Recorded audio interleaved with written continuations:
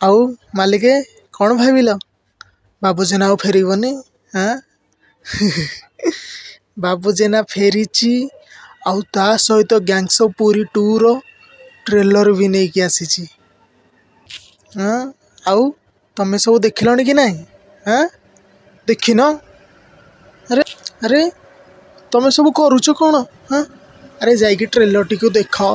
ବାବୁଜେନା କେମିତି ସମସ୍ତଙ୍କୁ ଦାନା ଦେଇଛି। ହାଁ ତ ବାବୁଜେନା ପାର୍ଟ 1ରେ ମରିଯାଉଛି ବୋଲି ଦେଖାଉଛନ୍ତି, କିନ୍ତୁ ବାବୁଜେନା ମରିନି, ବାବୁଜେନା ବଞ୍ଚିଛି। ତ ବାବୁଜେନା କେମିତି ବଞ୍ଚୁଛି ସେଇଟା ତ ଆମେ ଜାଣିନେ, ସେଇଟା ପାର୍ଟ 2ରେ ଦେଖିବାକୁ ମିଳିବ। ତାପରେ ବାବୁଜେନା ଜେଲ୍କୁ କେମିତି ଯାଉଛି ସେଇଟା ବି ହେଲେ 2ରେ ଦେଖିବାକୁ ମିଳିବ। ତ ବାବୁଜେନା ଯେତେବେଳେ ଜେଲ୍ ଯାଉଛି, ଏଇ ଲୋକଟି ଜେଲ୍ରୁ ତାକୁ ବେଲ୍ରେ ଆଣୁଛି। ତ ଏଇ ଲୋକଟି ଜେଲ୍ରୁ ତାକୁ ବେଲ୍ରେ ଆଣୁଛି, ଆଉ ସେ ଭାବୁଛି ବାବୁଜେନା ତା ଇସାରାରେ ନାଚିବ, କିନ୍ତୁ ବାବୁଜେନା ଏଠି ପୁରା ଖେଳଟାକୁ ପଲଟେଇ ଦେଉଛି। ଆଉ ବାବୁଜେନା ଏଠି କାହାକୁ ବି ଛାଡ଼ୁନି, ସମସ୍ତେ ଏଇଠୁ ମାରୁଛି ଜେଲ୍ରୁ ବାହାରିଲା ପରେ। ଆଉ ପୁରୀରେ ଝଗଡ଼ା 3 ଡବଲ ଭାଇ ବଢ଼ିଯାଉଛି ପୁରା। ଭାଇ ଟ୍ରେଲର୍ ତ ମୋତେ ବହୁତ ବହୁତ ବହୁତ ଭଲ ଲାଗିଲା ଭାଇ। ଟ୍ରେଲର୍ ମାନେ ଯେମିତି ହେଇଛି ପୁରା ମୁଣ୍ଡ ଖରାପ, ପୁରା ନେକ୍ସଟ ଲେଭଲ୍। ଆଉ ଖାଲି କିଛିଟା ଦିନ ପରେ ଅଲିଉଡ଼ରେ ନିଆଁ ଲାଗିବାକୁ ଯାଉଛି।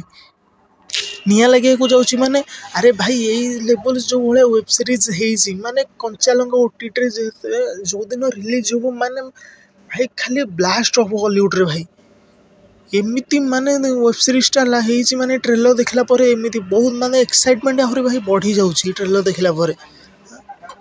ଆଉ ମୁଁ କହିବି ଭାଇ, ଆପଣ ଯଦି ମାନେ ଦେଖିନାହାନ୍ତି ଯଦି ଟ୍ରେଲର୍ଟି, ତ ଜଲ୍ଦି ଯାଇକି ଦେଖିନିଅନ୍ତୁ କଞ୍ଚାଲଙ୍କା OTTରେ।